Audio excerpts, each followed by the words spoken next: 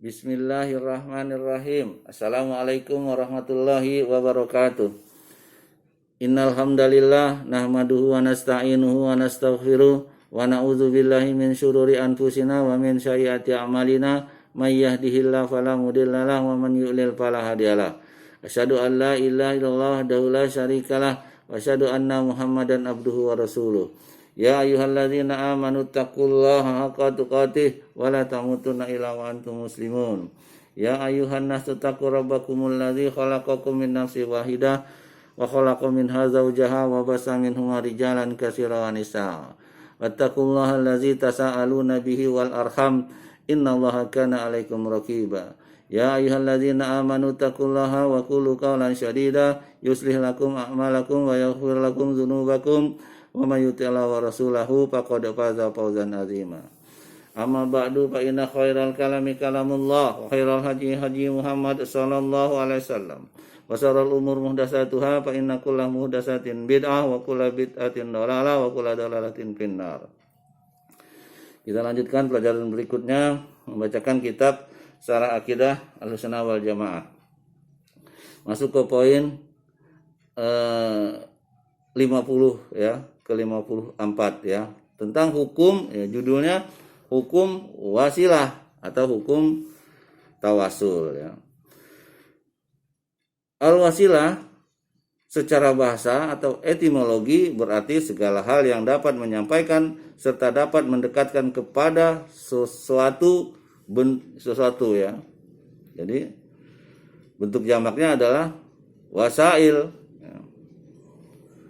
Al-Fairuz Abadi mengatakan tentang makna wasilah, yaitu ia mengamalkan sesuatu amalan yang dengannya ia dapat mendekatkan diri kepada Allah sebagai perantara. Nah, ya. Selain itu, wasilah juga mempunyai makna yang lain, yaitu kedudukan di sisi raja, derajat dan kedekatannya. Itu secara bahasa ya. Kemudian wasilah secara syariat atau terminologi, yaitu yang diperintahkan di dalam Al-Quran adalah segala hal yang mendekatkan seseorang kepada Allah Jalla Jalaluhu, yaitu berupa amal ketaatan yang disyariatkan. Dalilnya firman Allah surat Al-Maidah ayat 35. A'udzubillahi minasyaitonir rajim. Ya ayyuhalladzina amanu taqullaha wabtaghu ilaihil wasilata wajahidu fi sabilihi la'allakum tuflihun. Artinya, hai orang-orang yang beriman, bertakwalah kepada Allah dan carilah jalan yang mendekatkan diri kepadanya dan berjihadlah pada jalannya supaya kamu mendapat keberuntungan. Ya, Allah perintahkan ya, bertakwa kepada Allah, dan kita disuruh mencari dengan cara yang benar tentunya ya, sesuai dengan petunjuk Nabi Shallallahu Alaihi Wasallam. Kemudian tafsir ayat tersebut ditafsir oleh Ibnu Abbas radhiyallahu anhu. Ini pamannya Nabi Shallallahu Alaihi Wasallam ya. Beliau radhiyallahu anhu berkata, makna wasilah dalam ayat tersebut adalah peribadahan yang dapat mendekatkan diri kepada Allah ya, atau al-qurbah. Demikian pula yang diriwayatkan dari Mujahid, Abu Wa'il Al-Hasan, Abdullah bin Katsir, As-Suddi, Ibnu Zaid, dan yang lainnya. Qatadah berkata tentang makna ayat tersebut. Taqarrabu ilaihi bita'atihi wal amali bima yurdihi. Ya. Mendekatlah kepada Allah dengan mentaatinya dan mengerjakan amalan yang diridhoinya. Ya, ini ada dalam kitab tafsir Ibnu Jarir At-Tabari bab 4 halaman 567. Ya.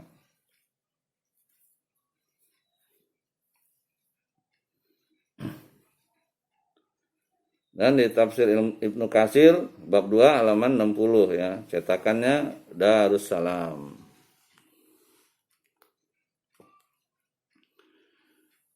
Saudaraku yang dirahmati Allah, adapun tawasul atau mendekatkan diri kepada Allah dengan cara tertentu ada 3 macam. Ya. Yang pertama itu masaru, ya, atau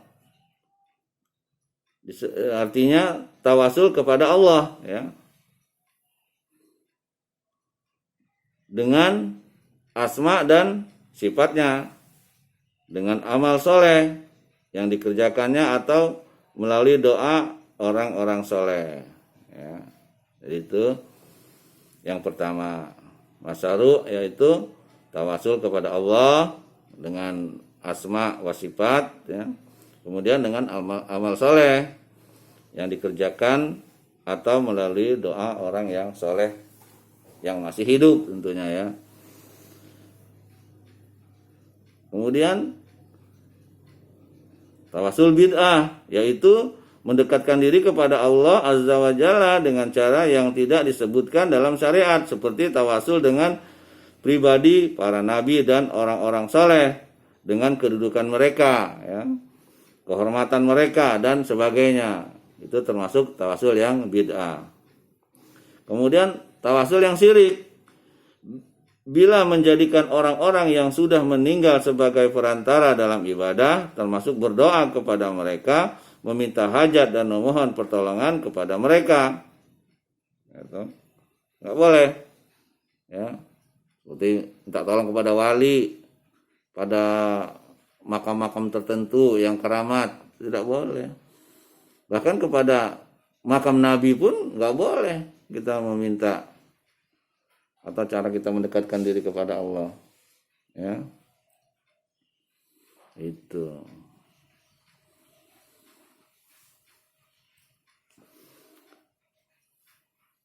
Saudara kena rahmati Allah, ya. Penjelasan tentang tawasul yang masyru', ya, yaitu sebagai berikut, ya. Jadi kan dijelaskan tawasul dengan asma dan sifat Allah, dengan yang kedua dengan amal soleh, ya. Ketiga dengan orang-orang yang soleh yang masih hidup, ya. Sekarang yang pertama, tawasul dengan nama-nama dan sifat-sifat Allah Subhanahu wa taala, yaitu seorang memulai doa kepada Allah dengan mengagungkan atau membesarkan, memuji, mensucikan terhadap zatnya yang maha tinggi, nama-namanya yang indah dan sifat-sifatnya yang tinggi. Kemudian berdoa dengan apa yang dia inginkan, dengan menjadikan pujian, pengagungan dan pensucian ini hanya untuk Allah Subhanahu wa taala saja, sebagaimana wasilah kepadanya agar dia mengabulkan doa dan permintaannya, sehingga dia pun mendapatkan apa yang dia minta kepada Rabb-nya. Jadi kita berdoa dengan nama-nama Allah, dengan nama-nama Allah yang agung. Misalnya kita ingin meminta rezeki, Ar-Razzaq, ya. Kita meminta ampun, ya. Al-Afu, ya. Banyak, ya.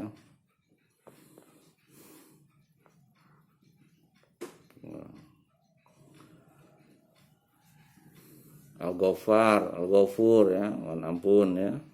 Tersebut namanya. Ya, jelas, ya. Dalil dari Al-Qur'an tentang tawasul yang masyru', ya, masri atau masru', ya. Ini adalah firman Allah dalam surat Al-A'raf ayat 180. Walillahil asma'ul husna fad'uhu biha wa dzarul ladzina yulhiduna fi asma'ih sayujzauna ma kanu ya'malun. Artinya hanya milik Allah Asmaul Husna, maka bermohonlah kepadanya dengan menyebut Asmaul Husna itu, dan tinggalkanlah orang-orang yang menyimpang dari kebenaran dalam menyebut namanya. Nanti mereka akan mendapatkan balasan terhadap apa yang telah mereka kerjakan. Ya, Quran Surat Al-A'raf ayat 180. Jadi kita orang menyimpang dalam menyebutkan nama Allah, ya kita tinggalkan. Berkata Abu Yusuf dari Imam Abu Hanifah rahimahullah, tidak sepantasnya bagi seorang untuk berdoa kepada Allah kecuali dengan nama-nama dan sifat-sifatnya, dan tidak diragukan lagi apabila telah sahih dari nama-namanya Allah, maka begitu juga dalam sifat-sifatnya, karena sebagian nama-nama Allah berasal dari sifat-sifatnya, dan tidak masuk akal apabila sifat-sifat itu ada bagi seseorang yang tidak memilikinya. Ya. Sifat Allah tidak ada dimiliki oleh makhluknya. Seperti Allah Maha memberi rezeki, Ar-Razzaq. Manusia juga bisa, tapi terbatas. Dan kalau manusia memberi biasanya ya dengan iming-iming atau dengan pujian, ya, dengan apa. Tapi kalau Allah, ya, kita nggak minta aja kita diberi rezeki, apalagi kita meminta dengan menyebut namanya, karena Allah memberi tanpa ada embel-embel apapun. Ya. Buktinya apa? Orang kafir aja diberi rezeki, ya. Tuh.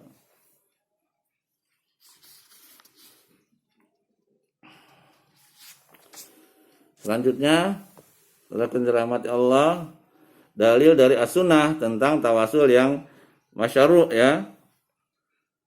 Ini adalah hadis yang diriwayatkan dari Anas bin Malik radhiyallahu anhu, bahwasanya Rasulullah sallallahu alaihi wasallam mendengar seorang mengucapkan dalam salatnya, Allahumma inni as'aluka bi anna lakal hamda la ilaha illa anta wahdaka la syarikalah al-mannan ya badi as-samawati wal ard ya dzal jalali wal ikram ya hayyu ya qayyum inni as'aluka al jannata wa a'udzubika minan nar. Artinya, ya Allah, aku mohon kepadamu, sesungguhnya bagimu segala puji, tidak ada ilah yang berhak diibadahi dengan benar kecuali Engkau yang Maha Esa. Tidak ada sekutu bagimu, Maha pemberi nikmat, pencipta langit dan bumi tanpa contoh sebelumnya. Ya, jadi Allah menciptakan segala sesuatu tanpa contoh. Ya Rob yang memiliki keagungan dan kemuliaan, ya Rob yang Maha hidup, ya Rob yang mengurusi segala sesuatu, sesungguhnya aku mohon kepadamu agar dimasukkan ke surga dan aku berlindung kepadamu dari siksa neraka. Ya. Kita mohon kepada Allah agar kita dimasukkan ke dalam surganya, ya, dan kita berlindung kepada Allah dari siksa neraka Allah. Kemudian dalil yang lain, ya, Rasulullah SAW bersabda, laqad da'allahi bismihil azim allazi iza du'iya bihi ajab wa iza su'ila bihi a'ta. Artinya, sungguh engkau telah meminta kepada Allah dengan namanya yang paling agung, yang apabila seorang berdoa akan dikabulkan, dan apabila ia meminta akan dipenuhi permintaannya. Ya. Hadis di atas, ya, riwayat Abu Daud nomor 1495 dan An-Nasai bab 3 halaman 52 dan Ibnu Majah nomor 3858 dari sahabat Anas bin Malik radhiyallahu anhu. Ya. Boleh dirujuk ke Sahih Ibnu Majah, ya, bab 2 halaman 329. Juga hadis lain yang diriwayatkan dari Anas bin Malik, Rasulullah SAW bersabda, Ya Hayyu ya Qayyum bi rahmatika astaghits aslih li sya'ni kullahu wala takilni ila nafsi tarfata ain. Nah, ini ada dalam buku zikir pagi ya, buku zikir pagi dan petang. Artinya, wahai Rabb yang maha hidup, wahai Rabb yang maha berdiri sendiri, tidak butuh segala sesuatu. Dengan rahmat-Mu aku meminta pertolongan. Perbaikilah segala urusanku, dan jangan Engkau serahkan urusanku kepada diriku, meskipun hanya sekejap mata, tanpa mendapat pertolongan darimu. Ya. Hadisnya riwayat An-Nasai, Al-Bazzar, dan Al-Hakim, bab 1, halaman 545. Hadis ini hasan. Ya. Silakan dirujuk ke kitab Sahihut Taghrib wa Tahrib, bab 1, halaman 417. Nomornya 661. Itu ya, yang tawasul dengan nama-nama dan sifat-sifat Allah. Kemudian yang kedua, seorang muslim bertawasul dengan amal soleh. Nah, tadi kan dengan tawasul dengan sifat-sifatnya dan nama-nama Allah. Sekarang tawasul dengan amal soleh. Dalilnya Allah Ta'ala berfirman dalam surat Ali Imran ayat 16. A'udzubillahi minasyaitonirrajim. Allazina yaquluna rabbana innana amanna faghfir lana dzunubana wa qina azabannar. Artinya, yaitu orang-orang yang berdoa, ya Rabb kami, sesungguhnya kami telah beriman, maka ampunilah segala dosa kami dan peliharalah kami dari siksa neraka. Ya. Amal soleh itu kita beriman kepada Allah. Jadi kita bertawasul kepada Allah bahwa kita sudah beriman, hingga ampunilah dosa kami. Dalil lainnya yaitu tentang kisah 3 orang yang terperangkap di dalam gua. Mereka bertawasul kepada Allah dengan amal-amal mereka yang soleh lagi ikhlas, yang mereka tujukan untuk mengharap wajah Allah yang maha mulia. Maka mereka diselamatkan dari batu yang menutupi mulut gua tersebut. Ya. Hadisnya riwayat Bukhari nomor 2272 dan 3465, dan Muslim nomor 2743 dari sahabat Abdullah bin Umar radhiyallahu anhu. Ya, ini boleh dirujuk ke kitab Riyadhus Shalihin ya. Nomornya 12 dalam bab ikhlas ya. Jadi kisahnya seperti ini. Ya. 3 orang itu, yang pertama adalah orang yang berbakti kepada kedua orang tuanya ya.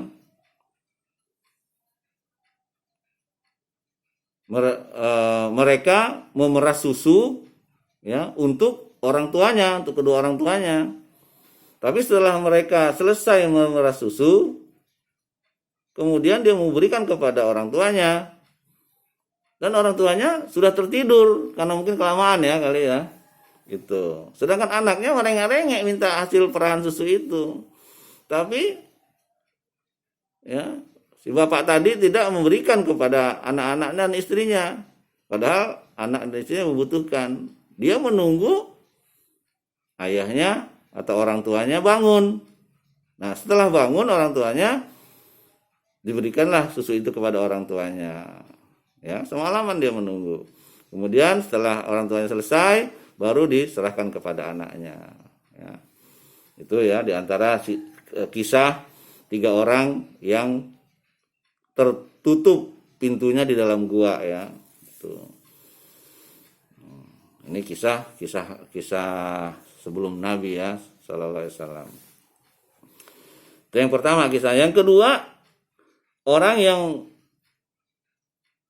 mencintai seorang gadis ya, gadis yang cantik. Dalam kisah itu si gadis ini ya butuh uang. Kemudian minta bantuan singkatnya kepada pemuda ini. Ya. Kemudian pemuda ini juga senang dengan gadis itu karena emang udah diincar lah istilahnya gitu ya. Gitu. Akhirnya Pemuda itu berkata, baiklah, akan kuberikan kau uang sekian dan sekian, ya, kemudian engkau jadi milikku.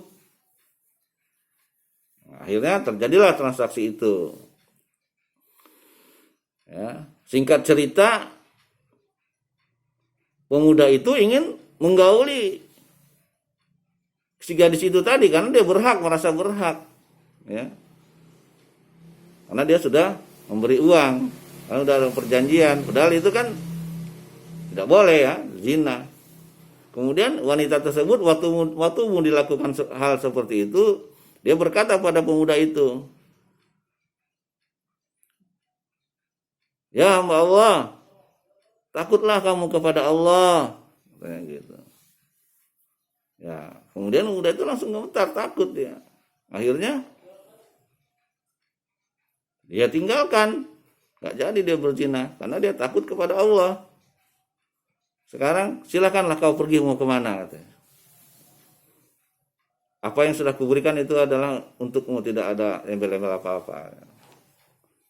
Ya, jadi pemuda itu dia takut kepada Allah. Padahal dia bisa melakukan itu karena wanita dalam kekuasaan dia. Ya. Gitu. Akhirnya yang tadi pemerah susu mengatakan, ya Allah, kalau ini adalah amal baikku, maka tolong bukakanlah pintu gua ini. Kemudian terbuka. Tapi sedikit nggak bisa keluar. Kemudian yang kedua tadi mau berzina, dia takut nggak jadi, takut karena Allah. Kemudian dia mohon juga, ya Allah, dia ceritakan kisahnya. Kalau ini semua adalah amal solehku, maka tolong bukakanlah pintu gua ini. Kemudian terbuka sedikit juga, tapi mereka belum bisa keluar. Kemudian yang ketiga, ya, yang ketiga ini seseorang yang mempunyai budak atau seorang bos lah, ya, mempunyai karyawan, ya. Kemudian karyawan sudah semua digaji, ada satu yang belum digaji. Kemudian mereka pergi, yang belum digaji itu pergi, belum digaji. Kemudian bos ini mengembangbiakan gaji si budak tadi atau si pegawai tadi, sampai berkembang dengan banyak sekali, ya, dibelikan domba, ya, dibelikan unta, ya, banyak sekali sampai beribu-ribu, ya, dombanya dan untanya. Kemudian tak lama kemudian, ya, beberapa lama waktu berselang, ini sudah tidak dijelaskan, si pegawai tadi datang kepada bos tadi menanyakan upahnya. Ya Tuan, katanya, upahku dulu mana? Aku belum diberi upah. Kata Tuan, upahmu itu ambillah. Semua domba yang ada di situ, onta dan yang lainnya, itu adalah milikmu.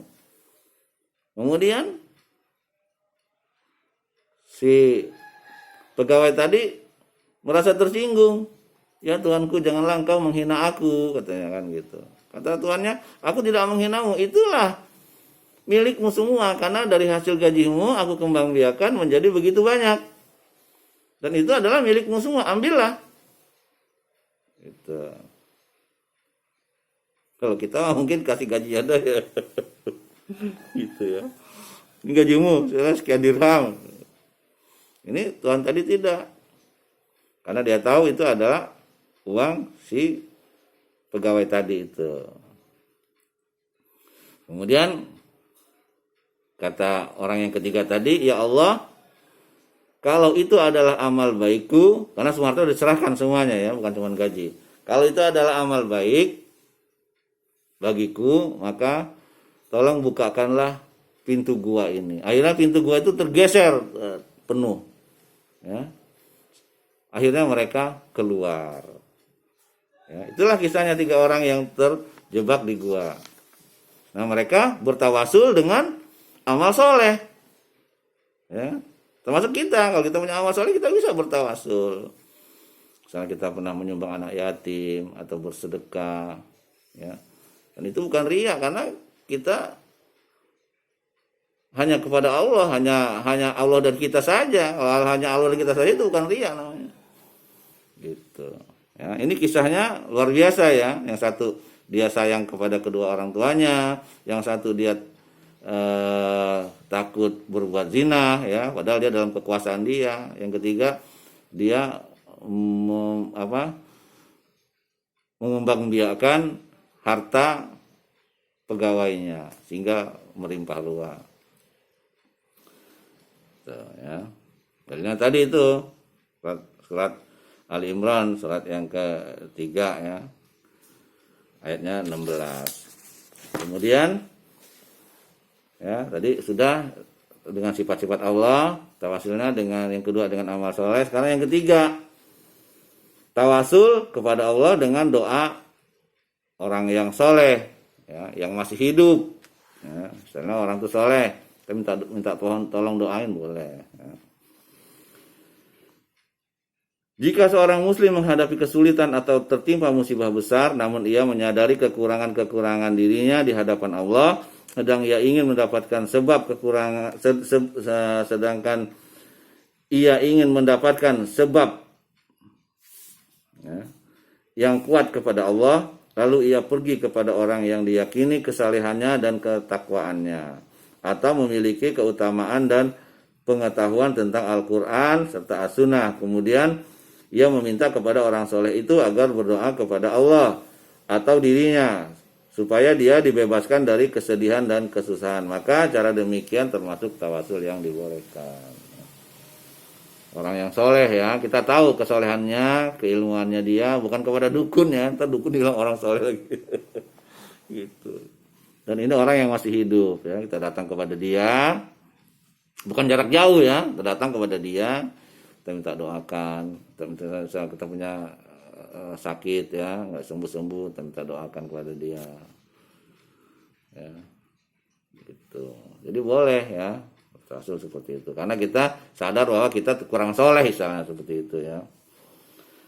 Saudaraku yang dirahmati Allah, pertama hadis yang diriwayatkan oleh Anas bin Malik, ia berkata pernah menjadi musim kemarau pada masa Rasulullah SAW, yaitu ketika Nabi SAW berkhutbah di hari Jumat. Tiba-tiba berdirilah seorang Arab Baduy. Nah, emang orang Arab Baduy ini sahabat senang tuh kalau Arab Baduy itu, karena banyak tanya dia ya.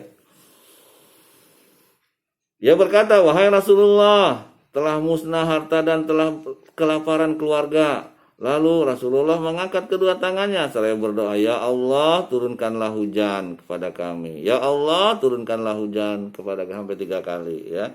Lalu hujan itu turun ya. Hadisnya riwayat Al-Bukhari nomor 932,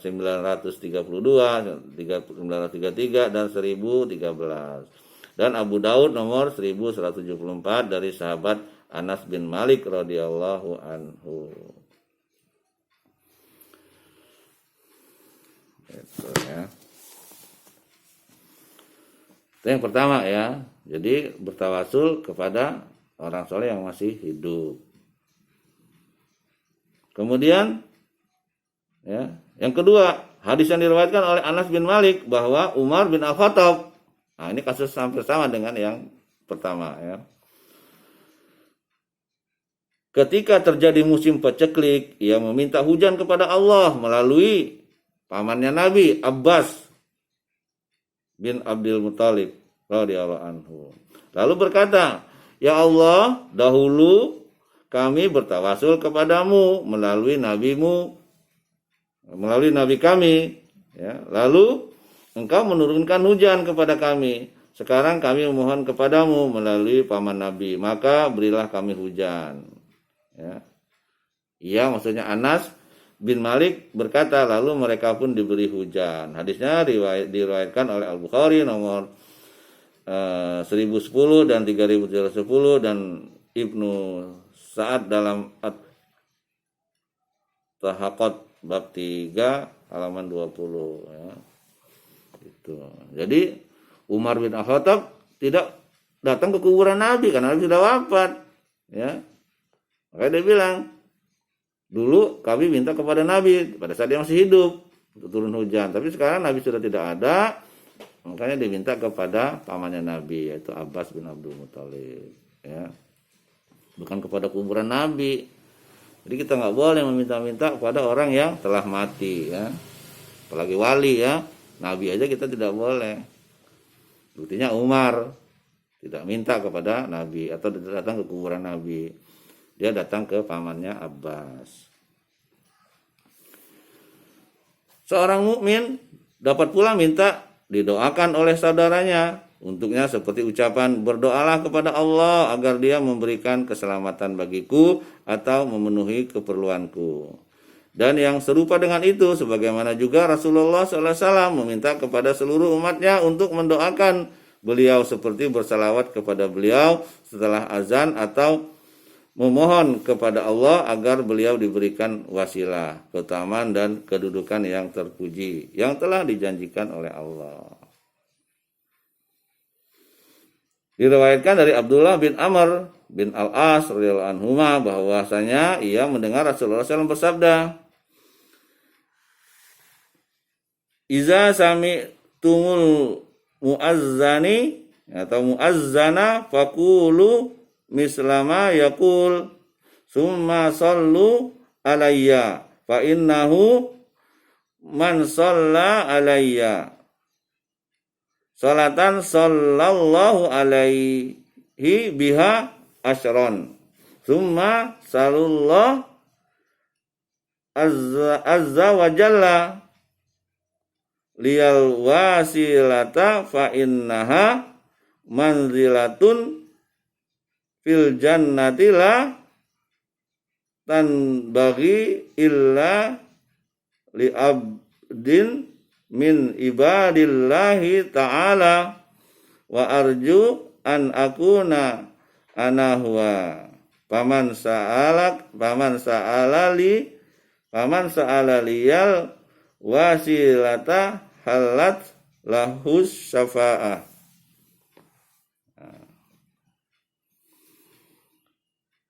Artinya, ya, Rasulullah SAW bersabda, apabila kalian mendengar azan, maka ucapkanlah seperti apa yang diucapkan muazin. Kemudian berselawatlah kepadaku, karena sesungguhnya barang siapa yang berselawat kepadaku sekali, maka Allah akan berselawat kepadanya 10 kali. Kemudian mohonkanlah wasilah, derajat di surga kepada Allah untukku, karena ia adalah kedudukan di dalam surga yang tidak layak bagi seorang kecuali bagi seorang hamba dari hamba-hamba Allah, dan aku berharap akulah hamba tersebut. Maka barang siapa yang memohonkan wasilah untukku, maka dihalalkan syafaatku baginya. Hadis riwayat Muslim nomor 384, Abu Daud nomor 523, At-Tirmizi nomor 3614 dan An-Nasa'i bab 2 halaman 25. Lafaz ini milik Muslim, ya. Jadi sekali lagi kalau kita diperintahkan ya, kalau mendengar muazin kita ikutin apa ucapannya muazin, ya, gitu. Kemudian pada ucapan hayya 'alas shalah, hayya 'alal falah, nah, kita mengucapkan la haula wala quwata illa billah. Ya. Setelah itu, setelah azan ya, kita diajarkan ya, doa yang dimaksud adalah doa sesudah azan yang diajarkan oleh Nabi SAW. Ya, sebelumnya kita udah selawat dulu ya, selawat dulu. Allahumma shalli ala Muhammad wa ala ali Muhammad kama shallaita ala Ibrahim wa ali Ibrahim innaka Hamidum Majid. Wa barik ala Muhammad wa ala ali Muhammad kama barakta ala Ibrahim wa ali Ibrahim innaka Hamidum Majid. Kemudian Allahumma rabb hadhihi ad-da'wati tammah wa salatil qa'imah ati Muhammadin al-wasilah wal fadli wab'athu maqama mahmudah lillazi wa'adda. Ya. Enggak boleh ditambahin innaka la tukhliful mi'ad. Enggak boleh. Itu penambahan ya, penambahan yang tidak ada di zaman Rasulullah SAW. Jadi cuma sampai wa'adda. Ya. Jadi ulangin ya. Allahumma rabba hadhihi da'wati tammah wa salatil qa'imah ati Muhammadin al-wasilah wal fadilah wab'atsu maqama mahmudanil ladzi wa'addah. Udah cukup di situ saja ya. Artinya ya Allah, Rabb pemilik panggilan yang sempurna, maksudnya azan ya. Ini dan salat wajib yang akan didirikan, berilah al-wasilah, kedudukan di surga dan keutamaan pada Muhammad SAW. Bangkitkanlah beliau sehingga dapat menempati makom terpuji yang telah engkau janjikan. Ya. Hadis riwayat Al-Bukhari, ya, ada dalam kitab Fathul Bari bab 2 halaman 94 nomor 614, Abu Daud nomor 529, At-Tirmizi nomor 211 dan An-Nasai bab 2 halaman 26 sampai 27 dan Ibnu Majah nomornya 722 ya. Kemudian penjelasan tentang tawasul yang bid'ah. Tadi tawasul yang masyruq ya, masyruq atau masyruq yang disyariatkan gitu ya. Ya, sedangkan penjelasan tentang tawasul yang bid'ah. Tawasul yang bid'ah yaitu mendekatkan diri kepada Allah dengan cara-cara yang tidak sesuai dengan syariat. Tawasul yang bid'ah ini ada bermacam-macam pula, ya. Di antaranya yang pertama tawasul dengan kedudukan Nabi Muhammad SAW atau kedudukan orang-orang lainnya. Nah, itu bid'ah ya. Tawasul dengan kedudukan Nabi. Kan Nabi salah utusan Allah, Rasul Allah, kekasih Allah, misalnya gitu kan. Sampaikanlah hajatku melalui kepada Allah melalui Rasul, kedudukan Rasul itu tidak boleh. Perbuatan ini adalah bid'ah dan tidak boleh dilakukan. Adapun hadis yang berbunyi, Iza sa'altumullaha pas aluhu bijahi fa inna jahi indallahi azim. Jika kalian hendak memohon kepada Allah, maka mohonlah kepadanya dengan kedudukanku, karena kedudukanku di sisi Allah adalah agung. Nah, ini mereka memakai hadis ini nih, padahal hadis tersebut maudhu ya, atau batil, yang tidak jelas asal usulnya dan tidak terdapat sama sekali dalam kitab-kitab hadis yang menjadi rujukan ya. Jadi hadisnya maudhu atau batil ya, batil. Maudhu palsu ya. Gitu.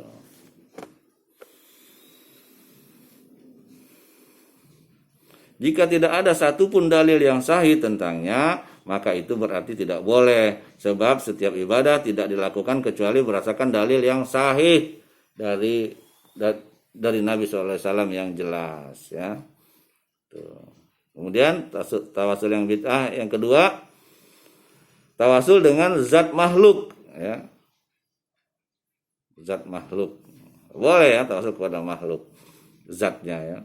Tawasul ini seperti bersumpah dengan makhluk tidak dibolehkan, sebab sumpah makhluk terhadap makhluk tidak dibolehkan, bahkan termasuk syirik sebagaimana disebutkan di dalam hadis. Dan Allah tidak menjadikan permohonan kepada makhluk sebagai sebab dikabulkannya doa, dan dia tidak mensyariatkan hal tersebut kepada para hambanya ya.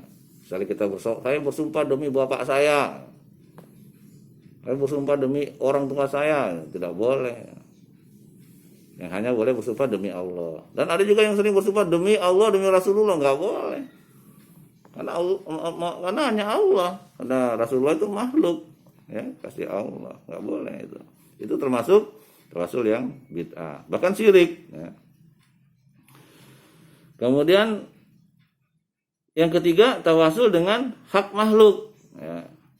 Tadi zat makhluk, sekarang hak makhluk. Yang sebelumnya kedudukan, ya, kedudukan Nabi atau kedudukan makhluk ya.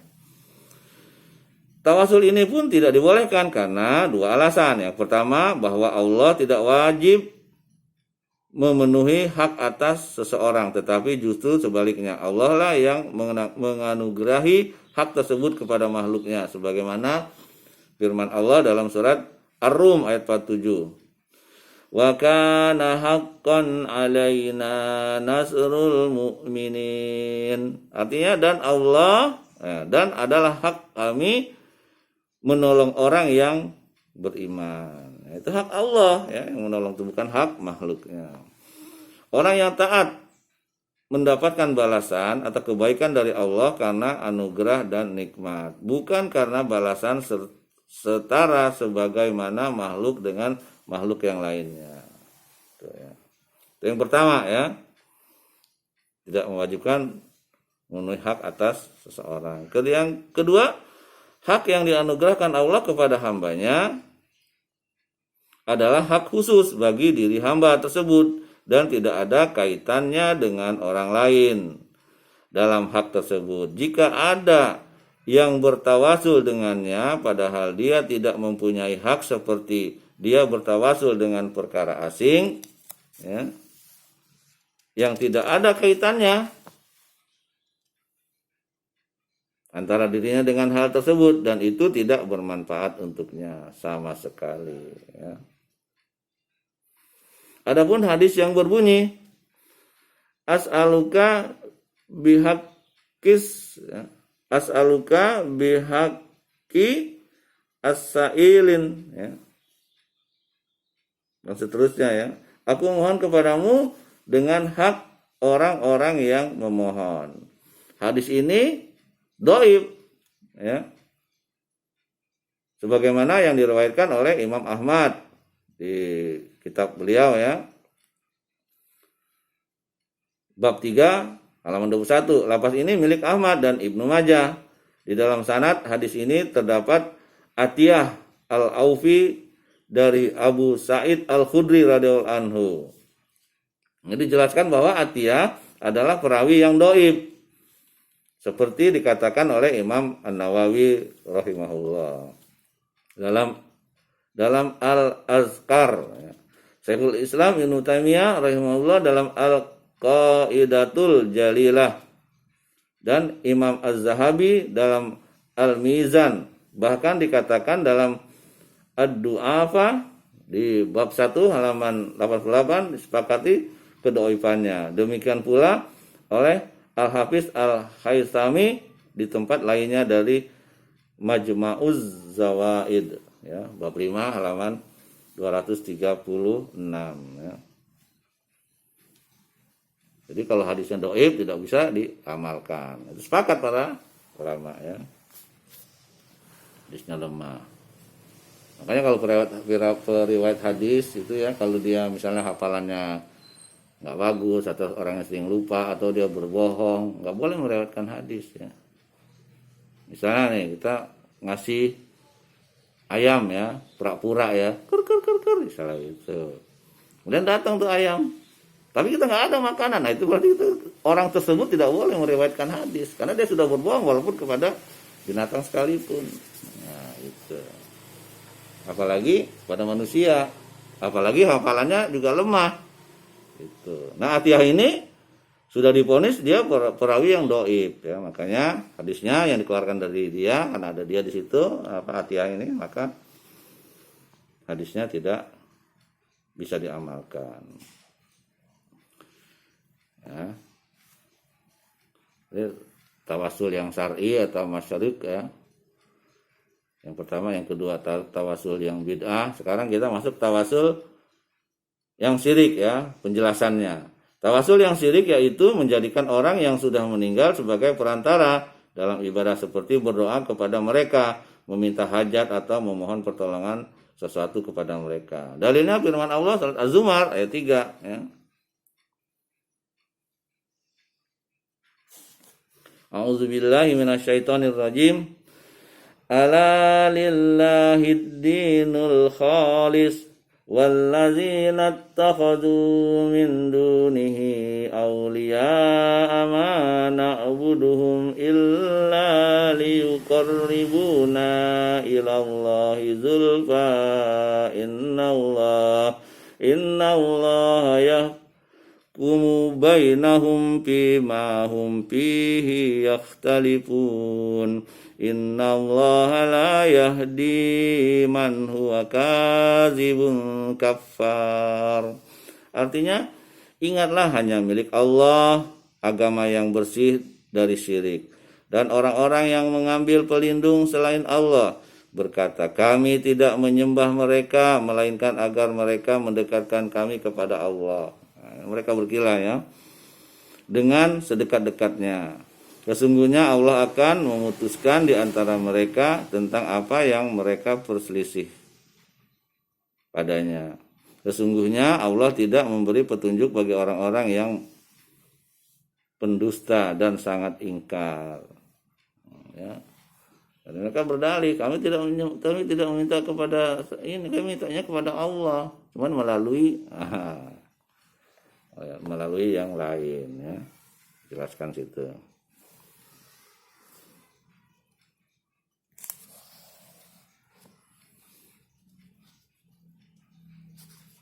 Dan tidak menyembah mereka, padahal melainkan kami hanya agar mereka dapat mendekatkan kami kepada Allah. Ya, sama berdoa juga nggak boleh ya. Gitu. Karena Allah perintahkan, ud'uni astajib lakum. Ya, berdoalah kamu kepadaku maka aku akan kabulkan. Nggak boleh melalui fulan atau melalui para wali atau segala macam, nggak boleh. Ya. Kan itu bukan cuma bid'ah, jadi syirik ya. Surat Az-Zumar ayat 3. Anda bisa lihat juga di Quran surat Al-Ahqaf ayat 5 sampai dengan 6 ya. Tuh. Saudaraku yang dirahmati Allah, selanjutnya tawasul dengan meminta doa kepada orang mati tidak diperbolehkan, bahkan perbuatan ini adalah syirik akbar. Karena mayit tidak mampu berdoa seperti ketika ia masih hidup.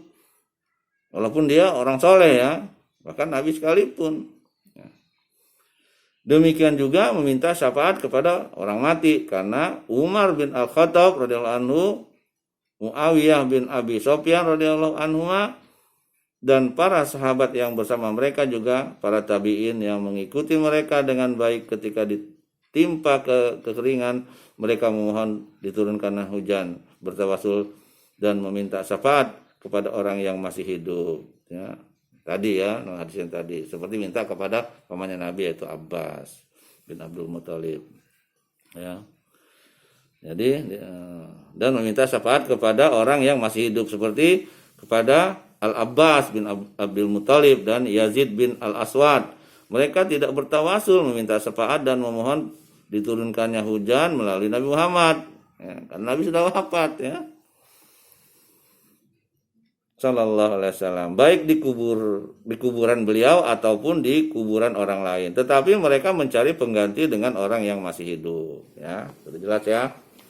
Tuh, jadi makin jelas sekarang. Kita nggak boleh bertawasul kepada orang mati, ya, walaupun dia wali, ya. Bukan Nabi aja nggak boleh. Ya. Umar bin Al-Khattab radhiyallahu anhu berkata, ya Allah, dahulu kami bertawasul kepadamu dan dengan perantara nabimu. Nah, ini tadi sudah ya. Sehingga engkau menurunkan hujan kepada kami, dan kini kami bertawasul kepadamu dengan perantara paman nabi kami. Karena itu turunkanlah hujan kepada kami. Kemudian maksudnya Anas bin Malik berkata, lalu Allah menurunkan hujan. Hadisnya Sahih riwayat Al-Bukhari nomor 1010 dari sahabat Anas radhiyallahu anhu. Mereka menjadikan Al-Abbas radhiyallahu anhu sebagai pengganti dalam bertawasul ketika mereka tidak lagi bertawasul kepada Nabi Muhammad SAW, sesuai dengan yang disyariatkan sebagaimana yang telah mereka lakukan sebelumnya. Padahal sangat mungkin bagi mereka untuk datang ke kuburan Nabi ya, karena dekat ya, dan bertawasul melalui beliau jika memang hal itu dibolehkan atau ada syariatnya ya. Dan mereka para sahabat radhiyallahu anhu meninggalkan praktek-praktek tersebut, merupakan bukti tidak diperbolehkannya bertawasul dengan orang mati, baik meminta doa maupun syafaat kepada mereka. Seandainya meminta doa atau syafaat baik kepada orang mati atau maupun yang masih hidup itu sama saja, tentu mereka tidak berpaling kepada orang yang lebih rendah derajatnya ya. Kan derajat paling tinggi Rasulullah sallallahu alaihi wasallam. Otomatis semua sahabat masih di bawah Nabi sallallahu alaihi wasallam derajatnya, ya. Kalau yang paling itu kan itu. Walaupun itu paman ya Nabi, ya, sallallahu alaihi wasallam.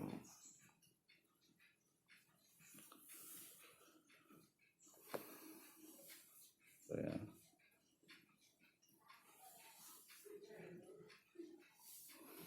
Kemudian Allah berfirman, ya, wa ma yastawil ahya'u walal amwat innallaha yusmi'u man yasha wa ma anta bimusmi'im man fil qubur. Dan tidak pula, artinya tidak pula sama orang yang hidup dengan orang yang mati. Sungguh Allah memberikan pendengaran kepada siapa yang dikehendaki, dan engkau Muhammad sallallahu alaihi wasallam tidak akan sanggup menjadikan orang yang di dalam kubur dapat mendengar. Sanggup, ya. Tuh. Ya. Adapun Nabi, ya, begitu lewat di kuburan dia mendengar ada orang disiksa, ya. Itu karena Allah yang memberi. Ya kan? Dia lewat di kuburan, yang sahabat memerintahkan mengambil kurma, pohon kurma untuk ditancapkan ke kubur dua orang itu yang diazab dalam kubur, ya. Kata Nabi, akan kutancapkan kurma ini di kedua kubur tersebut, ya, sampai kurma ini, pelepah kurma ini kering, ya, dia tidak akan diazab, ya. Berarti ada azab kubur itu kan, gitu. Itu Nabi memang diberitahu, itu kan hal yang gaib. Tidak semua Nabi tahu, itu hal yang gaib. Allah beritahu bahwa ada orang yang diazab kubur. Kata Nabi, orang ini diazab kubur bukan karena dosa yang besar, dosanya cuman kencing gak cebok, atau kencing, ya, lelaki itu bercipratan kemana-mana, gitu. Itu yang pertama. Yang kedua, dia namimah, ya, ngadu domba atau gibah. Hanya doanya itu. Jadi hati-hati dengan gibah, hati-hati juga dengan kencing, ya. Karena kalau tidak nggak cebok, nah, begitu kita wafat, ya itu kena azab kubur tuh. Hanya doa yang itu. Artinya doa kita kencing nggak cebok itu dan namimah atau gibah itu termasuk dosa besar. Kalau nggak dosa besar, nggak mungkin disiksa, diazab dalam kubur, ya. Itu. Insyaallah, ya, kita habis waktunya, ya. Itu saja yang saya bisa sampaikan. Yang benar itu milik Allah, yang salah itu milik diri saya karena minimnya ilmu saya, karena kebodohan diri saya, dan saya mohon ampun kepada Allah dan mohon maaf kepada antum, ya. Subhanakallah bihamdik, asyhadu alla ilaha illa anta, astaghfiruka wa atubu ilaik. Wassalamualaikum warahmatullahi wabarakatuh.